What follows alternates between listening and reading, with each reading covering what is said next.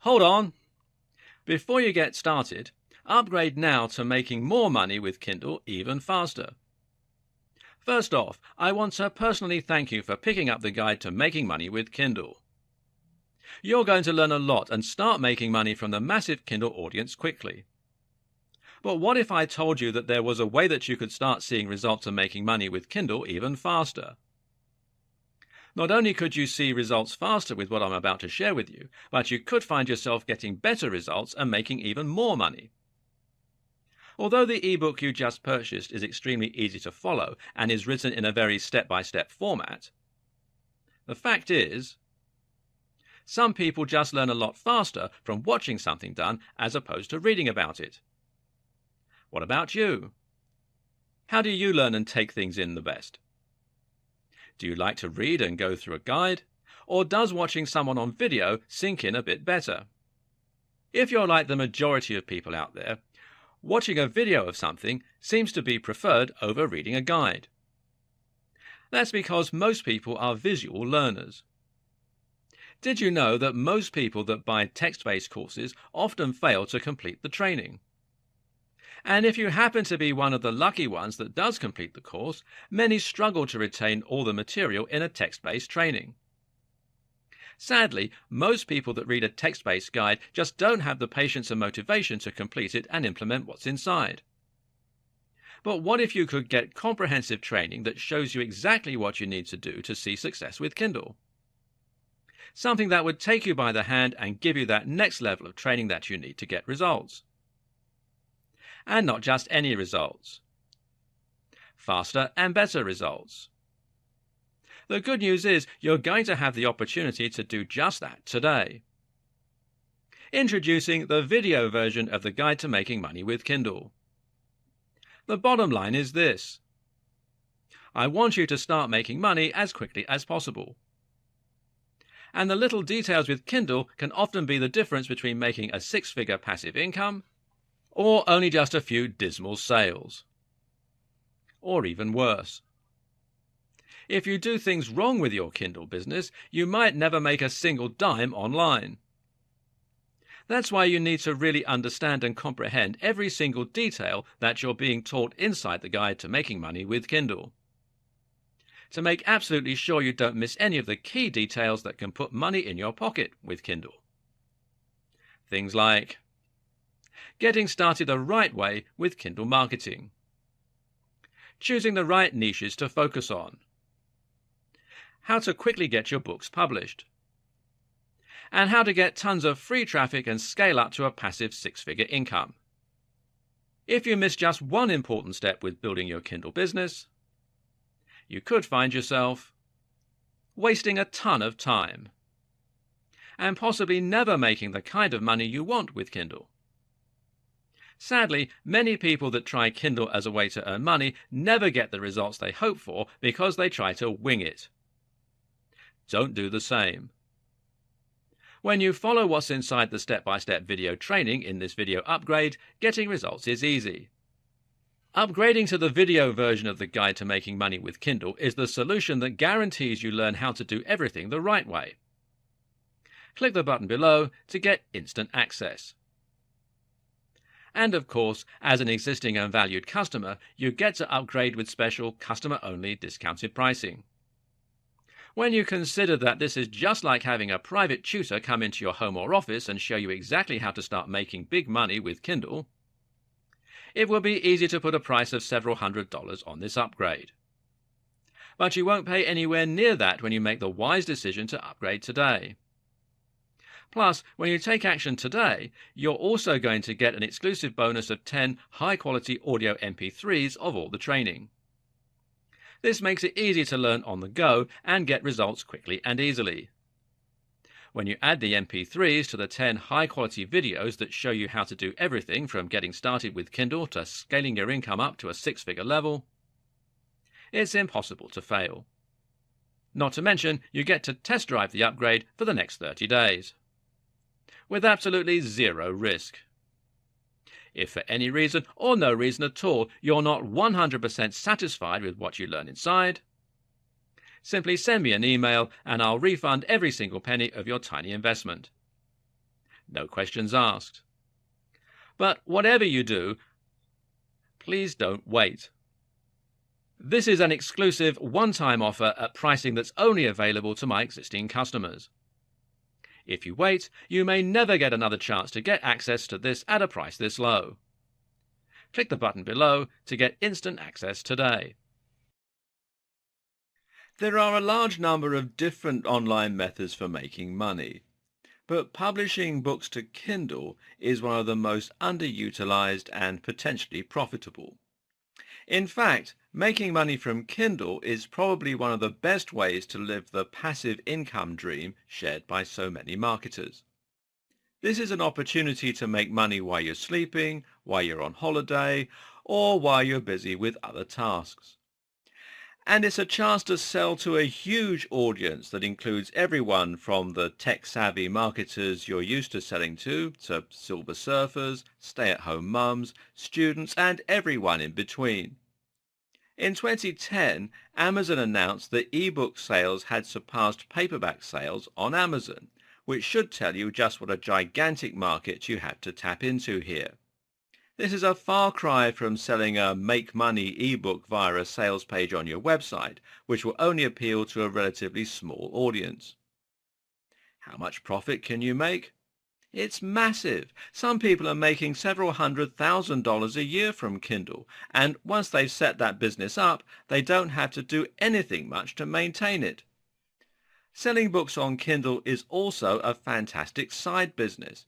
It's a brilliant way to diversify and to give yourself an additional income stream, and it's also a great way to make your business more resilient in the face of market changes. You can reuse old materials this way and even use it to promote your other websites, products, and other businesses. Oh, and guess what else? It's actually really easy and incredibly scalable. Unlike creating mobile apps or websites, you don't need any particular skills, other than the basic ability to write, though that's negotiable too, and you can have an ebook up and running and for sale on the marketplace in a matter of hours. But there are, of course, caveats. Making money on Kindle isn't easy if you don't know what you're doing. It's a very saturated market, with 4.3 million ebooks available in the US right now, and there are several irritating catches, like the high commission that Amazon charges, that you need to be aware of. What you really need is some kind of map, almost like a guidebook that can help you to find your way through the world of Kindle publishing, to avoid the pitfalls and problems along the way, and to give yourself the highest chance of success. And guess what? You've got one. In this video series, you will learn how the Kindle ecosystem works and how to thrive in it, how to create and publish your own books, how to navigate the sometimes confusing taxes, commissions, and legal aspects, how to promote your ebooks, how to handle reviews, how to use basic SEO to make your books easily discoverable, how to price and package your books for optimum sales, how to create ebooks quickly even if you don't know how to write, how to future-proof your business against future changes, and how to diversify and appear on other e-readers. Even if you don't have any prior experience in making money online, running a blog, or creating content, you'll be able to create something quickly and easily and have your own book getting downloads and making money on Kindle within days. To begin with, you might make a few dollars a week, but if you follow the advice in the rest of this series, you could potentially be earning thousands in next to no time. And the really exciting thing? That will make you a professional author and publisher. Are you ready to dive into the world of Kindle publishing? Then let's get started, and we'll do that in the next video. Before we go any further, it will probably be a good idea to take a look at exactly what the Kindle is and what it's all about. To that end, Kindle began life as a hardware device from Amazon, although it's grown beyond that now. The Kindle name was originally the brainchild of branding consultants Michael Cronan and Karen Hibner, while the device itself came from Amazon's Lab 126. The first device was released in 2007 and looked quite different to the ones we know today. Nevertheless, the original Kindle still set the tone for what we have come to expect from these devices. The main innovation with the Kindle is the e-ink display. This means that the display actually uses real ink, which is arranged on the screen as pixels, just in the same way that regular screens use pixels made of light. This gives the device a number of unique advantages above and beyond more traditional e-readers. For starters, e-ink displays are matte and non-reflective. This means they can be read in direct sunlight without any glare or eye strain. In terms of the way reading a Kindle feels, it's actually very similar to reading a real paper book. Another big advantage of the e-ink display is that it doesn't require any energy to keep it on. Once the page has loaded, the ink remains in place with no further power. This means Kindles can last weeks between charges and that an image can even be displayed when the screen is off. This made the Kindle a huge hit over other e-book readers at the time, which could be uncomfortable to read and would regularly need charging. On the downside, the e-ink display does have some limitations. One is that it's only available in black and white, for now, which limits the enjoyment of, say, reading comics. Another limitation is that e-ink displays are slow to refresh, which means they can't be used to watch videos or play games. In some ways, though, this can be viewed as a good thing. It means the devices will be solely used for their specific purposes. This focused functionality ensures that people who have Kindles will be using them for reading. Kindle devices vary in terms of their hardware buttons, but most use two buttons on either side to facilitate turning the page forward and backwards. Each side has both buttons to allow for one-handed reading, and a D-pad with the selection button in the center is used for selecting menu items and browsing the store, while later models feature a touchscreen for keyboard input and navigation. Some Kindles now feature backlighting to enable reading in the dark. All of them are designed to be incredibly light and easy to carry around.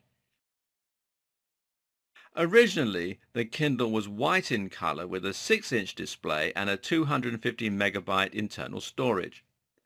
This original model also had expandable storage via an SD card slot and was co-designed with Qualcomm to connect to the web via 3G anywhere in the world. This first generation sold only in the US and was later updated with an XL version that increased the screen size. Kindle 2 hit the stores a while later and was still white in color, now with a 1.4 gigabyte internal memory and a text-to-speech option for reading music aloud. It was slimmer too and came to international markets as well. The third generation of Kindle made the device a matte black stroke charcoal grey, which would remain the chosen color. This edition came with a keyboard and was dubbed the Kindle keyboard. It also had an experimental browser mode, allowing web browsing up to 50 megabytes per month anywhere in the world. Kindle 4 did away with the keyboard in 2011, while the Kindle Touch also launched with a touchscreen. The fifth generation launched in 2012 with 15% faster page loads. The Kindle Paperwhite, meanwhile, boasted a higher resolution, near XGA at 258 by 1024, and a built-in LED for nighttime reading. The Paperwhite 2015 was released in 2015, funny that, and has improved ability to display PDF files, allowing users to do things like select text. It also has translation capabilities, a 6-week battery life, when used for around 30 minutes each day on average, and better formatting capabilities, including a new font called Bookerly. There is also a modern update to the traditional Kindle, the Kindle 7, which was released in 2014. This model is a basic Kindle with a touchscreen and has a 1 GHz CPU. Another modern model is the Kindle Voyage, which came out in 2014 with a 6-inch 300 ppi e-ink display and an adaptive LED that responds to the lighting in the environment. The Kindle Fire is a more traditional Android tablet that carries the Kindle name. This is a device that looks and feels a lot like your typical Nexus device and which has access to the Amazon App Store. That means it can be used not only to read your selection of Kindle books, but also to handle a number of other activities, playing Angry Birds or watching YouTube, for example. Although the three Kindle Fire tablets are Android devices, they have a secondary skin provided by Amazon called Fire OS, which makes them look and behave differently. Unlike other Kindles, there is no 3G option for Kindle Fire, and the screen is a regular tablet screen that can produce a fair amount of glare. Perhaps the most important aspect of the Kindle is the Kindle Store. The Kindle Store is basically a marketplace and distribution platform that allows users to browse and purchase ebooks. This works like an app store or like the regular Amazon store, in that users search for titles using the usual search box, you can see right here, and then just click to buy. Once they do that, the book will then be downloaded to their device and they can start reading it from their personal library. The Kindle Store is actually bigger than that though. For instance, users can also download Kindle apps in order to access their Kindle books on their smartphones. With the Kindle app for Android and iOS, a user can browse their library and read their selection of books. At the same time, they can also browse the store in order to purchase new books. Books on Kindle devices and the app will be automatically synced so that you can stop reading on your Kindle and then pick up from where you left off on your mobile. For example, when you're bored in the queue at the bank or somewhere like that. And this is important for us as publishers, as it means our audience is actually much larger than just the number of people who own Kindles. Likewise, it's also possible to buy Kindle books through Amazon.com. This way, the users elect to buy either the physical or the digital version. As you can see here, you can get either the hardcover or you can get the Kindle edition, and they've got different pricing as well. The Kindle edition is always somewhat cheaper. And subsequently, the file will be downloaded to the Kindle or they'll be delivered the hard copy. Now, books sold on the Kindle Store are available in EPUB format, and this format allows for certain additional features such as interactive menus, and it helps to keep your books protected. As on Amazon and most app stores, it's possible for users to leave reviews about the books, which can encourage or deter other users from making a purchase. This, as well as factors such as sales and keywords, combine to influence the ranking order of the books for different search strings. This is something we'll be looking at in a lot more detail later in the series. The Kindle Store has recently introduced a number of initiatives. These include a subscription service called Kindle Unlimited and a rental system that allows users to borrow books. We'll look at what both these mean and whether you should opt in or opt out later on. For us, the biggest appeal of the Kindle Store is that it's a ready-made distribution platform.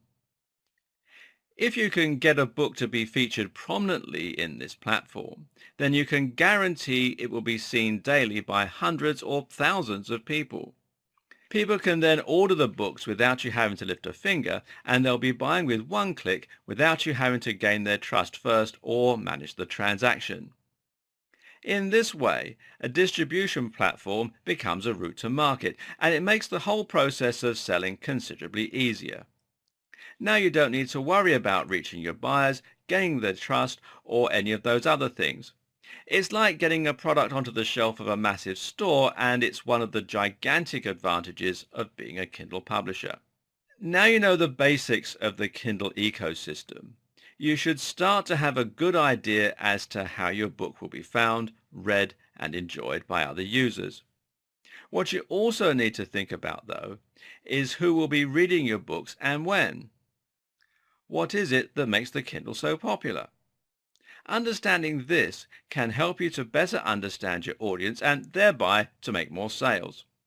Of course, there are countless types of people who use the Kindle, and this is one of its major appeals. The Kindle is a particularly user-friendly piece of technology. Amazon is such a household name that it's something everyone can trust. This is important because a lot of older web users often worry about security when shopping online, and this can prevent sales. At the same time, the Kindle feels a lot more like a book to hold and use, and it has a very simple and straightforward interface. As such, it's enjoyed by people who might not normally use tablets, a much wider demographic than most digital marketers are used to selling to. This in turn means that you can think a little wider in terms of your niche. Don't just go for the same topics you're used to covering online. Think about things that mums or elderly readers might enjoy. The main appeal of the Kindle is that it can be easily taken anywhere and it can hold so many books. This is the perfect solution if you're going on holiday, for instance, and you want to read a lot of books without adding too much weight to your luggage. And because Kindles offer 3G anywhere in the world, depending on the model, you can even buy and download new books to read while you're out there. Holidaymakers and travelers then are two of the biggest groups to read on Kindle, and many people will dust off their devices when they're about to go on holiday. Think about this when choosing what type of books to write. If it's something people would typically enjoy on a holiday, like a travel guide, then you might be onto a winner. Likewise, a lot of commuters will read Kindles as a way to entertain themselves on the train or subway or bus. This again opens up another large audience for your books, the professional. Think about the kinds of things that city workers might like to read and the kinds of things they're specifically going to be in the mood to read on the way to work. The first big question you'll need to ask when creating your Kindle book is, what niche are you going to try and compete in? This is actually one of the most important decisions you'll make in the entire process, as it will determine the audience for your ebook, the marketing options available to you, the amount of competition, and much more. If you don't choose your niche carefully, then you'll end up making a lot more work for yourself when it comes to promotion, and in the worst case scenario, you may even limit the size of your potential audience to such an extent that it's hard to make much money at all. Now, let's look at how you can ensure you get this bit right. If you have aspirations to be the next J.K. Rowling, then you might be tempted to make your book a fiction book. This, of course, is up to you, but you should know that you've just made your life a lot harder. You can market your book yourself, and we'll look at how to do this later on. But in the meantime, if your main aim is to make money, then you want it to be possible for people to find your book without having heard of it before. If your book is about gardening, then you can call it Gardening in Winter. There's now a very small chance that someone might just search for that exact phrase, not even knowing that your book exists, and find your title to download.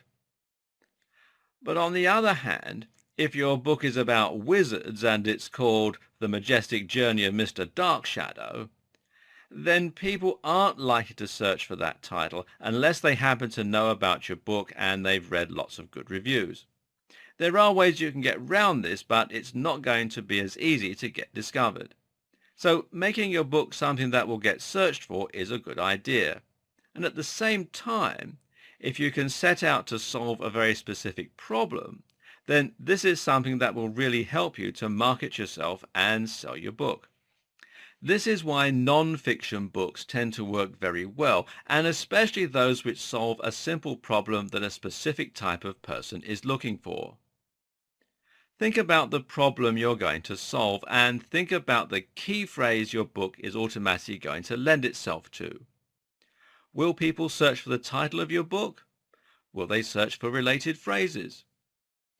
But now you have another question. Do you aim for a large audience or a smaller one? Do you create a book that's going to be a small fish in a big pond? Or do you go where there will be much less competition? Case in point, you can either create a book about fitness or you can create a book about curling, the sport that involves sweeping ice. The fitness book is going to have a massive potential audience, and in theory, this means that you can sell to a much bigger number of people and make a lot more profit. But on the other hand, that fitness book will also have the challenge of needing to stand out in a very crowded marketplace. In other words, there are going to be hundreds of other ebooks competing with you to make it to the top, and your chances of standing out are going to be quite slim. Things get worse when you consider that some of those publishers are going to be massive corporations with millions of dollars to spend on marketing. You'll be competing with best-selling authors in the niche like Tim Ferriss, Arnold Schwarzenegger, and Pavel Tatselin. Call your book Fitness 101 and you're setting yourself up for failure. Conversely, when you create a book on curling, you're going to find it much easier to stand out. Post to a curling forum that you've just released a new book on their favorite topic, and this will probably be enough to lead to a number of rapid downloads. People will be excited that there's new content on their favorite subject because it's a subject that rarely gets tackled. What's more, you have clear places to go to promote yourself, curling forums and Reddit pages, for example. There's much less content here, so posting will get you noticed. You can probably get coverage in magazines even, because the niche is so much smaller and there's less news to report. Try and get coverage by Men's Health, however, and you'll be competing with thousands and thousands of other emails. You can pay for Google AdWords in the curling niche and get lots of clicks for a relatively low price because the cost per click is calculated using a bidding process. And even if you do absolutely no marketing and no optimization, your book will probably be on the first few pages of the Kindle store automatically when someone searches. Why? Because there are probably only a few pages worth of content. But that's not to say that curling is the perfect niche. Of that small audience of people interested in curling, you're only going to manage to convince a small percentage that they should read your book. As a result, once you saturate that market, you may well end up with no one left to sell to. Another problem with the curling niche is that you're not going to change people's lives. You might be wondering why that would matter, but think of it this way. The reason that most internet marketers choose niches like make money online, fitness and dating is because those niches very genuinely could change someone's life. Being in better shape and feeling more confident as a result, having less body fat, being more successful with the opposite sex and earning more money, these are all things that are highly motivating. These are universal goals that almost all of us can, at least appreciate, and that makes your book much easier to sell. Better yet, if your book promises to make someone money, then in theory that expense could be an investment. That way, people will happily spend the money because they're going to be more likely to think that they can make it back. This in turn means they don't see any downside of spending the money on your book. Choose curling and you won't have this kind of life-changing power unless your book happens to be aimed at people who plan on making this their career. While people might still be happy to pay $5 for a book about curling on a whim, you won't be able to charge as much as you could for a book that offered to make them rich and attractive, or one they need to advance their career and fulfill their dreams. The key then is to try and choose a niche that will offer all the benefits of a big category without being so incredibly difficult to stand out and gain traction in. One way you might think about this is to go big but not too big. A perfect example of this is to choose an industry or career, and ideally you want something that you know a bit about. A perfect example of this comes from someone I once knew who wrote a book on stage lighting. Now, stage lighting is a niche that 99.99% of the population would have absolutely no interest in. However, that remaining 0.01% of people would actually benefit greatly from some kind of book to help them further their career. That guy managed to get his book mentioned in an industry magazine and on some websites, and it quickly became the #1 book in that category. The result? He was making hundreds of dollars a month, and this was on top of his regular salary, and it was a very nice little sum of cash. Likewise, you might work in a different career that you happen to know a bit about. Or perhaps you can use your internet marketing skills and hone them in on one specific career or subject. For example, how about teaching a counselor how to set up their own website and promote it online? Or how about doing the exact same thing for personal trainers, for people who want to sell homemade jewelry on Etsy, for people who want a career in photography? You get the picture. You should, of course, research the niche that you intend to go into as well. Don't dive straight in assuming that there won't be that much competition, as this can be a big mistake. Instead, make sure to actually do a few searches and to find out for certain whether or not there are lots of other books out there. Likewise, do some research as to the other routes to market that you can use to promote yourself. Another tip is to think about the contacts and opportunities that you already have available to you. Almost all of us know people in some kind of important position, and almost all of us have got some useful contacts or experience. In other words, if you happen to have been a #1 trader for a big firm, then that gives you a lot of reason to write a book about trading. Not only are you going to have lots of useful information to bring to the subject, writing what you know about is always a good idea, but you're also going to have contacts within your previous organization, you're going to have contacts with relevant industry magazines and so on that you can use. Likewise, if you just so happen to be best friends with the editor of Gardening Monthly, then that's a very good reason to consider making a book about gardening. Another option is to approach a large niche, but to find your own corner of that niche and your own way to make it your own. A great example of this would be to write a book about stretching. This is a fitness topic broadly, but it's also a topic that is a lot more specific than that. If someone wants to improve their flexibility, then you stand a better chance of getting noticed. Or how about a subcategory of fitness? That might mean Metcon, which is metabolic conditioning, HIIT, high intensity interval training, the paleo diet, although there's a lot on this topic, or power building. This is a combined form of bodybuilding and powerlifting. You could also look at a particular training appliance. For example, you could write the guide to the chest press for when people buy new machines to use at home. This is a particularly good option, and you can also write guides to other products. For example, what about a guide to using kitchen knives rather than a generic book on cooking? This way you could even speak to sellers of particular knife products and see if they might recommend your book to their buyers if you do likewise. In fact, you could even recommend it yourself in a review of their product.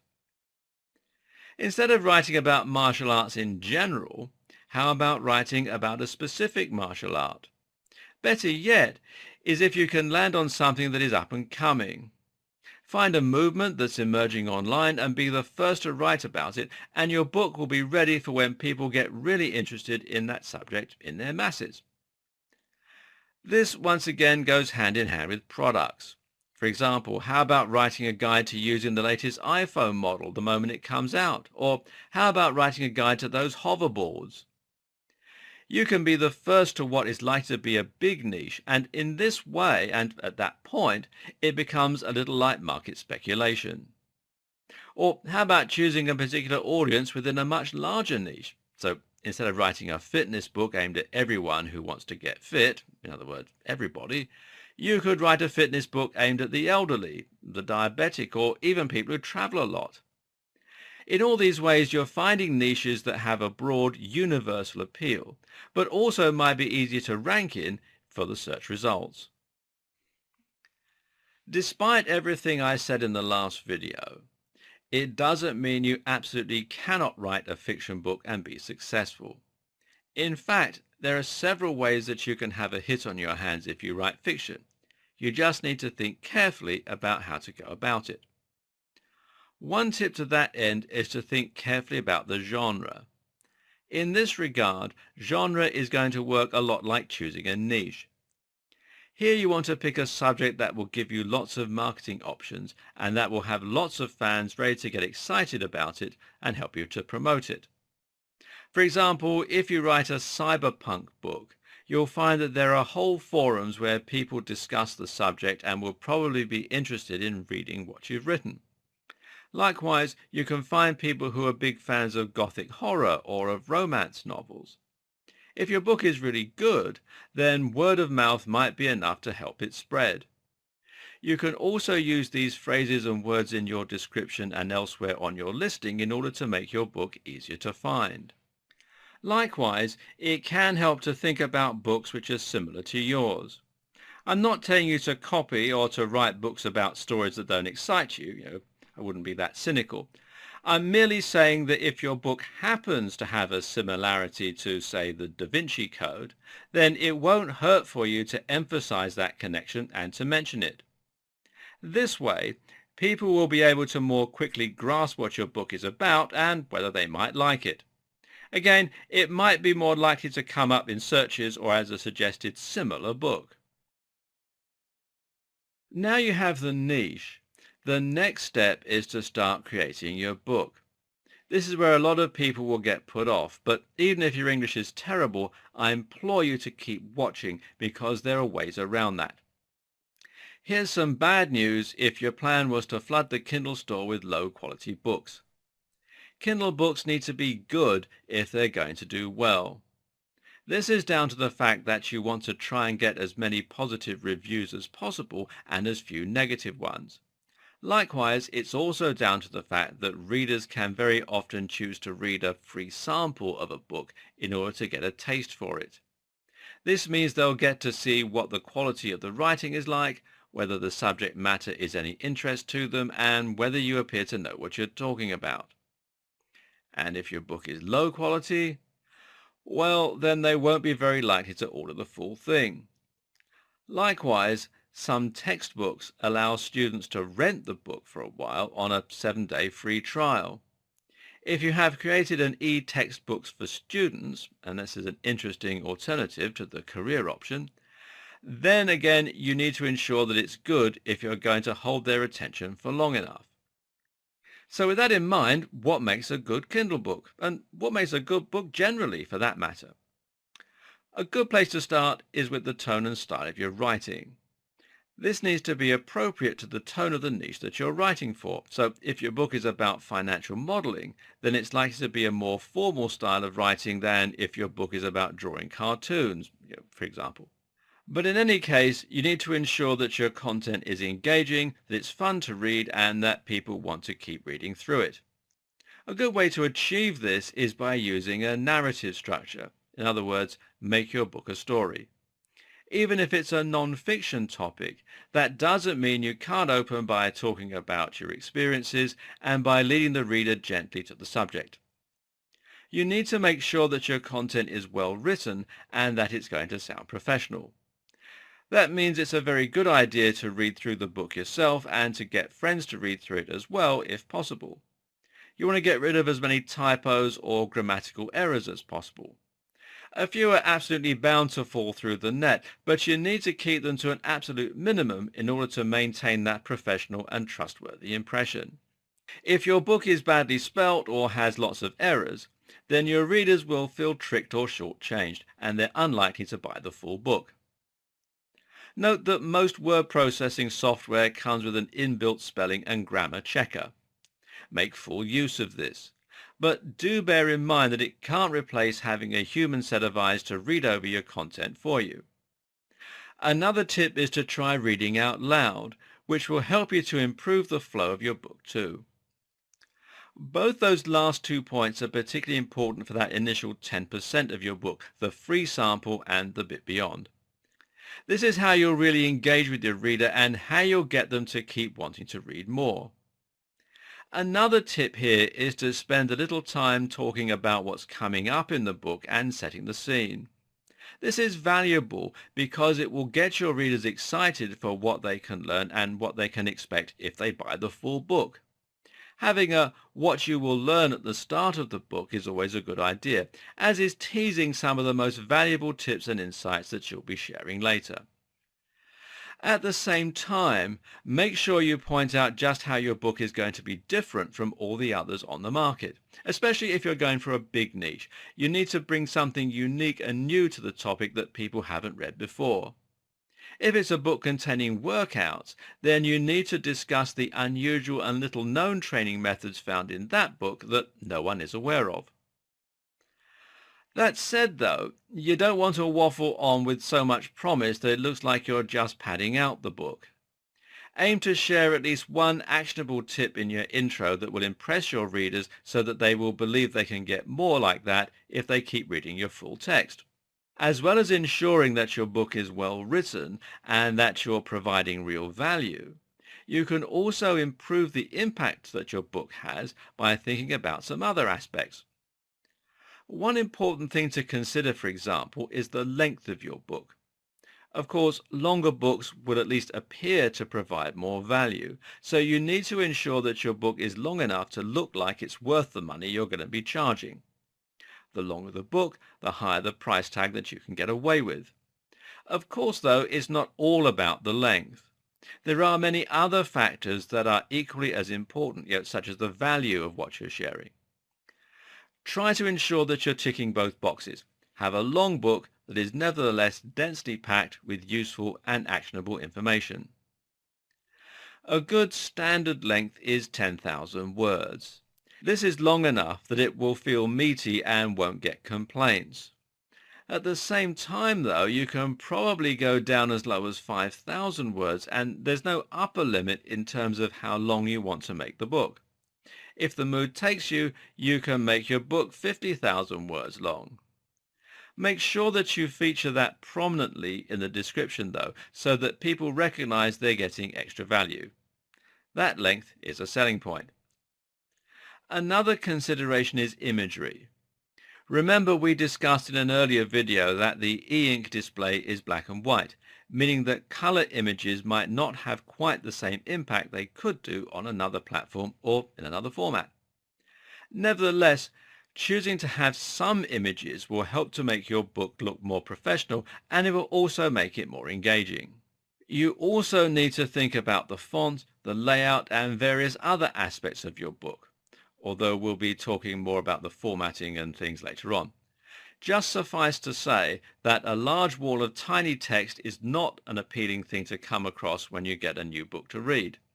On the other hand, if your book is nicely spaced out with large crisp fonts, lots of images, and a welcoming narrative structure that promises lots of interesting value inside, well, then that becomes a different matter.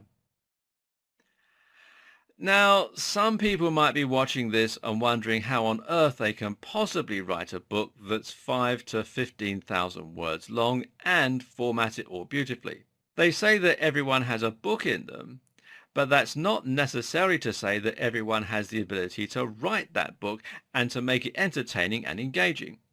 So the question then becomes how you're going to write that much content without it absolutely killing you.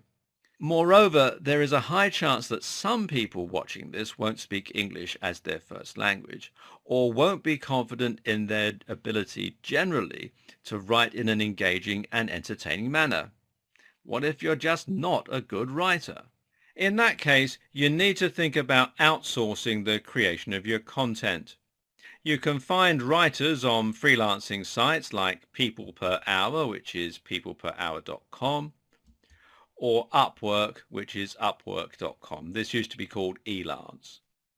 And you can also find them on marketing forums. The Digital Point forum is a good site to look at. It's forums.digitalpoint.com. And then if you look under the services section, you can find there's lots of people here who advertise things like content creation and so on. And also the Warrior Forum is a good place to look, especially the Warriors for Hire section, which you can find from the main menu, or you can go to warriorforum.com/warriors hyphen hire.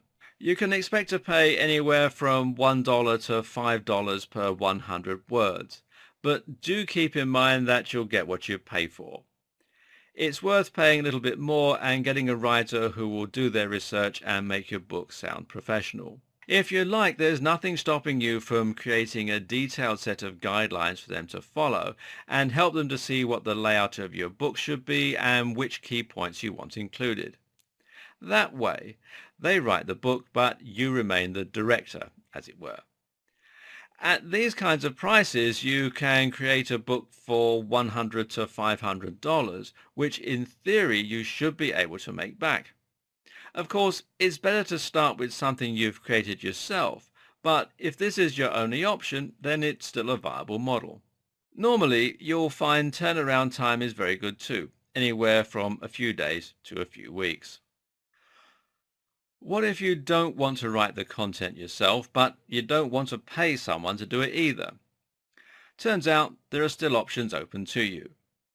One such option is to create something using content that you already own. Now, this is a particularly viable option if you're a blogger, for example.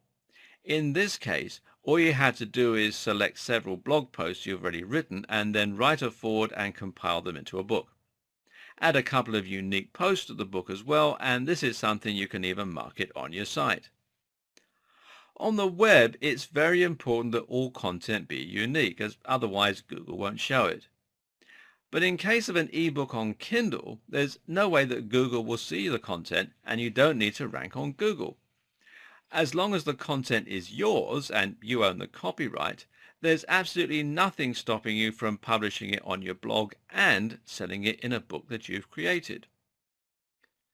Another option is to try and get other people to write your content for free. Now, this might sound like it wouldn't happen, but it can do if you find the right crowd and they're excited at the prospect of being in a book. For example, you could create a poetry anthology and run a competition for people who want to try and get themselves in the anthology. Then just publish those poems and charge a small fee for people to read them. And the same goes for short stories. There are more options too. Depending on your coding prowess, for instance, you may be able to write an algorithm that generates certain types of content for you. That might mean writing a program that generates body weight workouts, for instance, or writing a program that comes up with strange poetry. Now there's an interesting project. You can even repackage and sell content that's in the public domain. Books that have no copyright anymore are fair game, and if you can find something that's old but still relevant, then this is a viable option. While all these options are legitimate routes to take, though, you'll always have a lot more success if you write your own content specifically for the purpose of selling a book. Remember, people are going to be reading this, and you need to impress them with high-quality writing and useful information. Note as well that this also works in reverse. That is to say, there's nothing stopping you from publishing the book you created for Amazon elsewhere and making even more money from it. You can publish to Barnes & Noble, Sony's Reader Store, iTunes, Google Play, and more.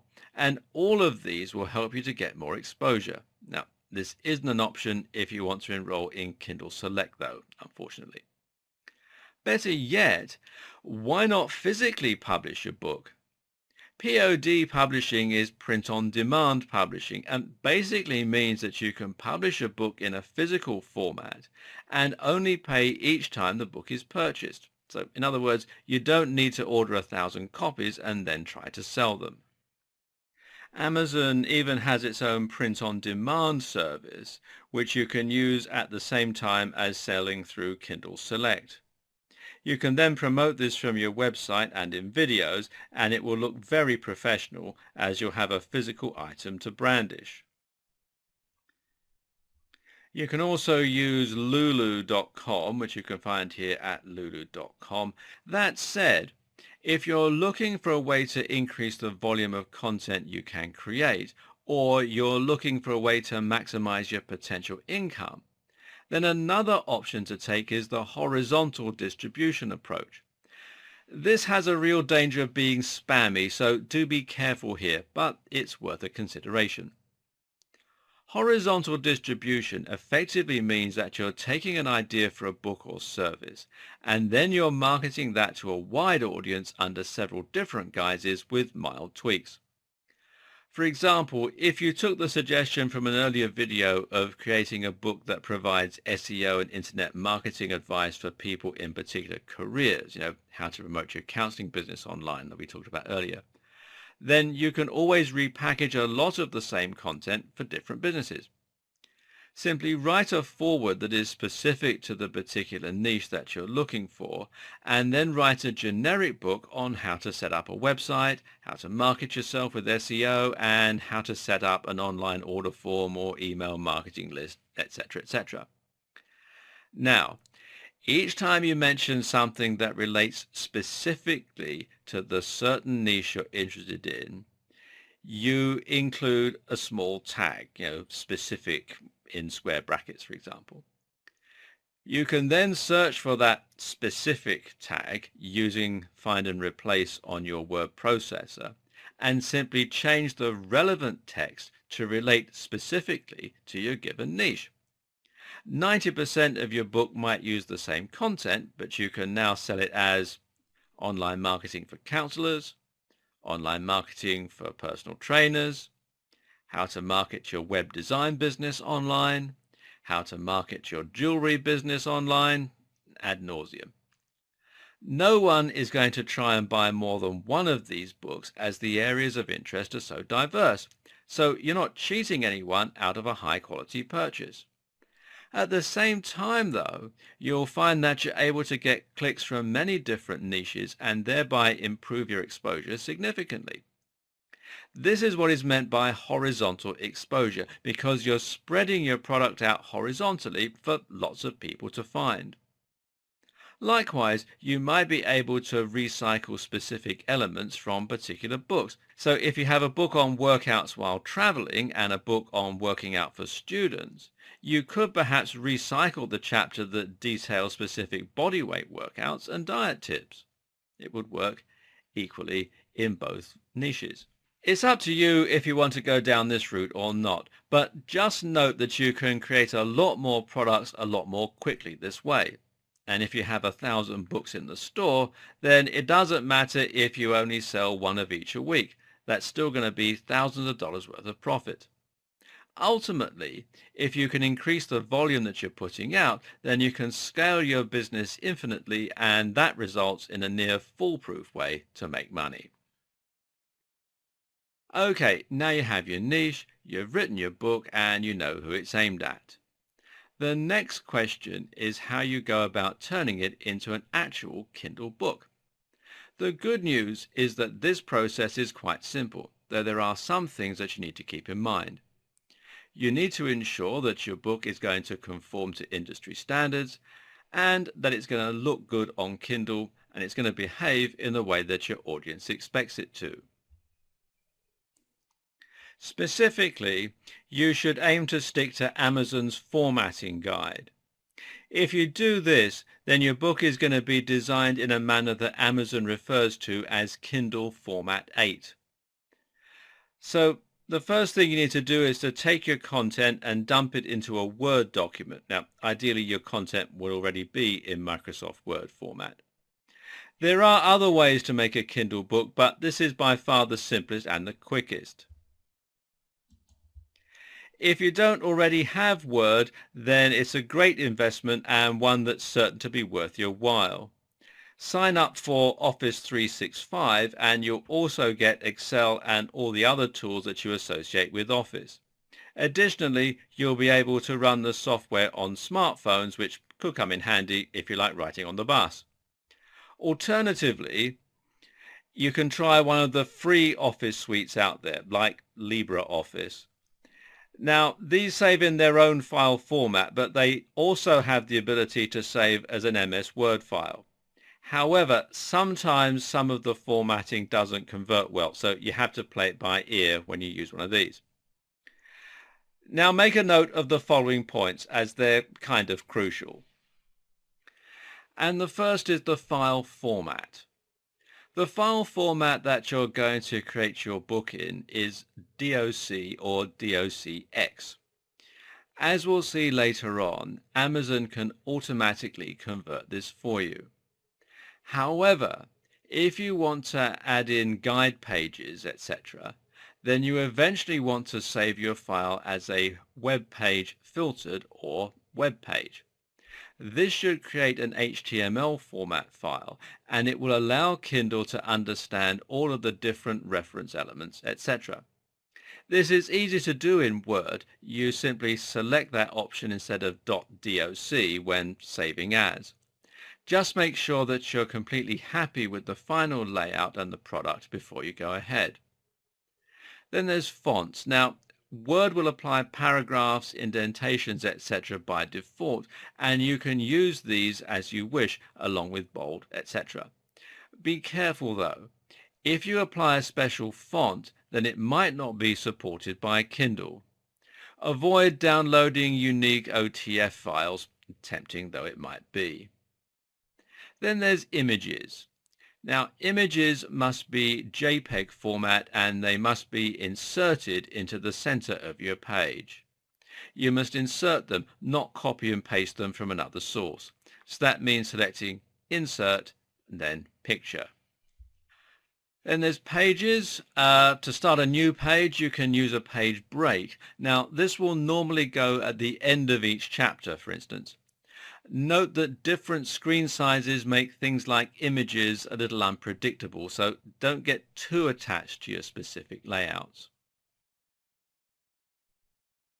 A very useful feature to add to your book is an active table of contents, and this will enable your readers to see everything that's in the book, but it'll also enable them to jump to the relevant page simply by clicking that item on the menu. And the great thing is that Word makes this incredibly easy. All you need to do is to use heading 1, which is found on the Home tab, whenever you write a chapter heading, and heading 2 or heading 3 for your subheadings. At the end, you can then click the References tab and then choose the menu style that you like. This will now not only generate your table of contents, but it will also be active so that people can jump anywhere in your book. Make sure that you update the table of contents every time that you update your book. Even if you're just changing the size of the font, you need to make sure that you keep the table up to date. Then there are bookmarks. Go to Insert and then Bookmark in order to add reference points to your book. Kindle will understand bookmarks called Start and bookmarks called TOC, Table of Contents, and that will let your readers jump to that point from anywhere in the book. And these are known as guide pages. Then there are certain additional pages that you might choose to add to your book and that are fairly common to find in books that you'll download from the Kindle store. And these include a title page, and this is a centered title with your subtitle and your name, or the author's name if you're not they. A copyright page, and you can include any copyright or legal notices here. Note that you automatically own the copyright to anything you create yourself. If you're commissioning the work, then you need to ensure that it is specifically stated that you will own the full copyright to the text once it's completed. You can add a dedication, and this is up to you, but it can be a nice touch that adds professionalism. Then there's the preface, which usually goes just after your dedication. A prologue, and that's a little introduction that's normally inserted just after the preface. Bibliographies, appendices, notes, and glossaries. And you can also choose to include adverts for your other books in the back pages. This is a particularly effective way to gain more sales for those titles, and it allows success in one area to lead to success in others. A very handy tool for those creating ebooks is the Kindle Previewer, which you can find on the Amazon.com website. This will allow you to install a tool on your PC or Mac that will let you preview how your book is going to look and function.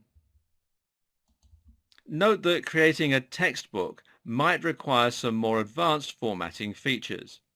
In that case, you can use the Kindle Textbook Creator. And this is another free tool, and it also comes with an inbuilt previewer. It's currently only in beta, however. Now you have your perfectly optimized book. The next stage is to upload it for Kindle. Yep, that's the bit you've probably been waiting for. To get started, you just need to head over to kdp.amazon.com, and this stands for Kindle Direct Publishing, and it's where you can upload and manage your different titles. Now you just need to sign in or sign up and to log in. And you can use your usual Amazon account for this, and the great news is that it's completely free. Amazon will take a commission for the sales of your book, but there's no fee for setting it up in the first place, which is great news if you don't have a ton of cash to invest. Next, you just click Create New Title. From here, you enter your title and a few extra pieces of information such as the book name, subtitle, series title, volume number, edition number, language, author, publisher, contributors, ISBN if you've purchased one, categories, and publishing rights. Don't check that your book is in the public domain or you'll waiver your copyright. Now comes creating your listing and cover image for maximum sales. Now most of this is self-explanatory. Note though that some of these elements are going to have a big impact on how easily discoverable your book is. The description, for example, is particularly important for helping people find your book and for maximizing your sales. Make sure you use your key phrases a couple of times, very subtly and only if it reads naturally, and to sell what makes your book such a good buy. Remember, we discussed earlier how mentioning similar titles is no bad thing. Likewise, you'll recall that focusing on the problem that your book solves can help, as can looking at the value proposition, how your book will make someone's life better. Similarly, you need to carefully choose your category. You can select up to 2 browse categories, meaning your book will come up when people search in those areas. There are also a few other things to select, such as an age and a reading age, but those are optional. Now move on to the next step, which is to upload and preview your book content. Once you've taken a look and you're happy with the way it looks, then you'll need to confirm your content rights. This is also the point at which you'll be adding your cover.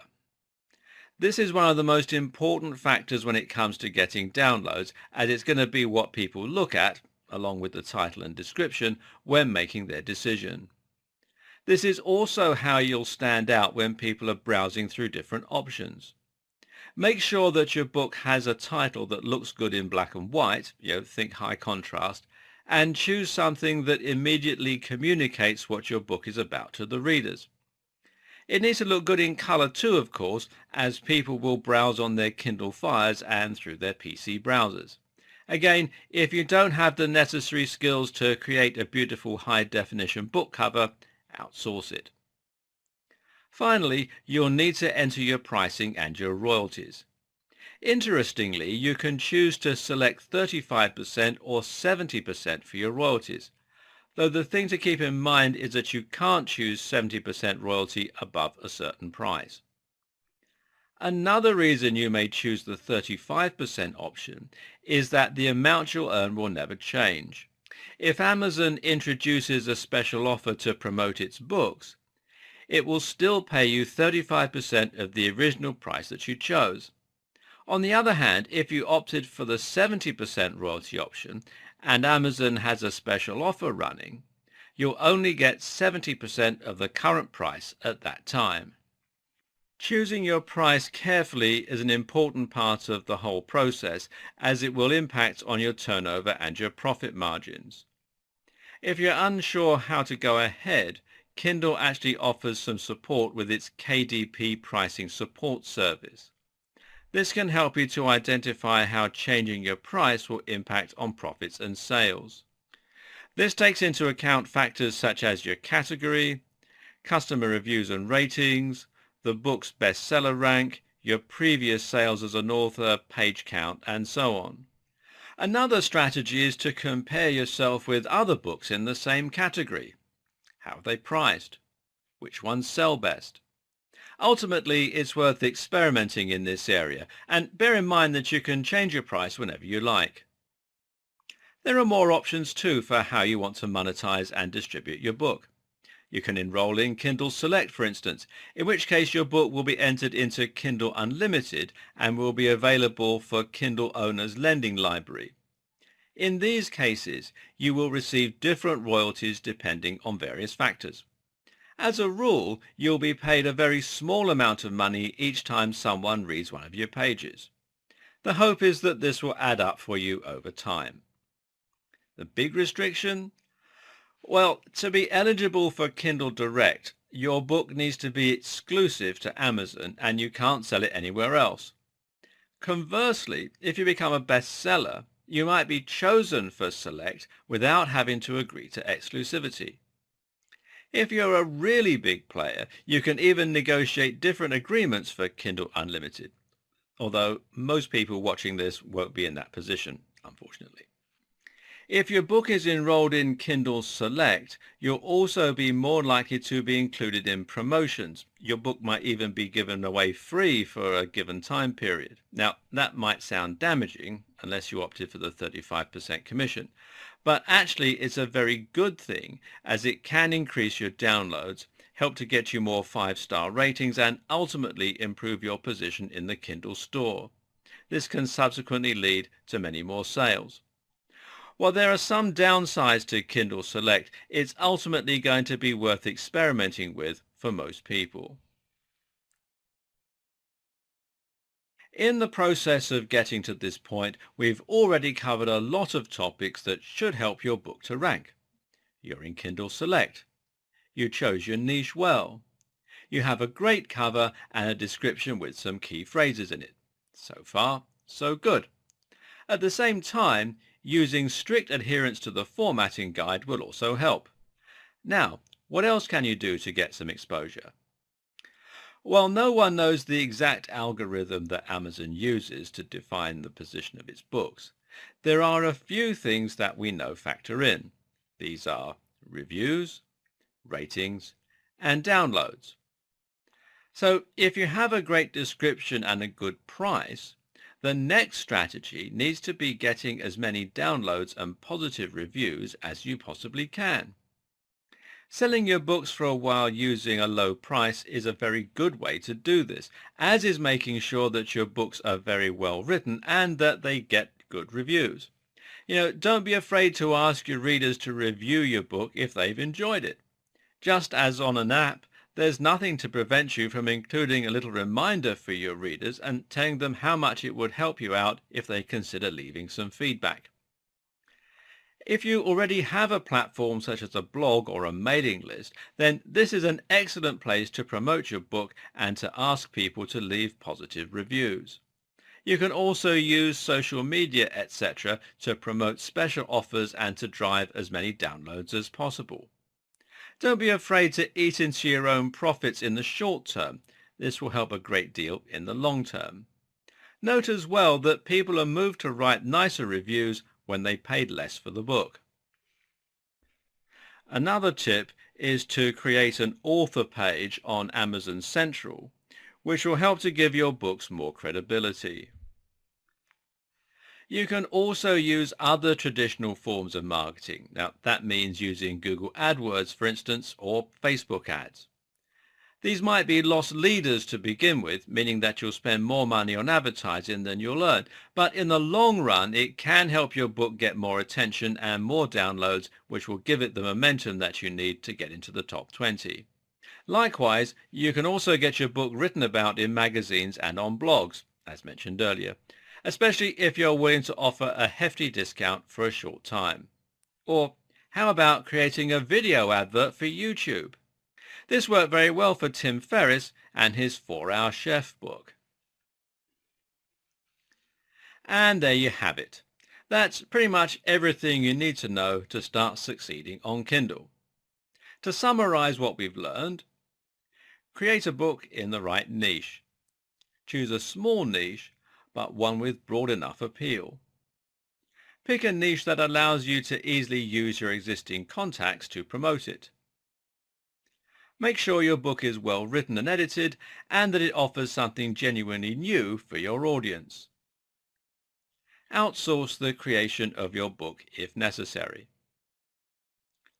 Think of ways to reuse content and to get maximum profit for your investment.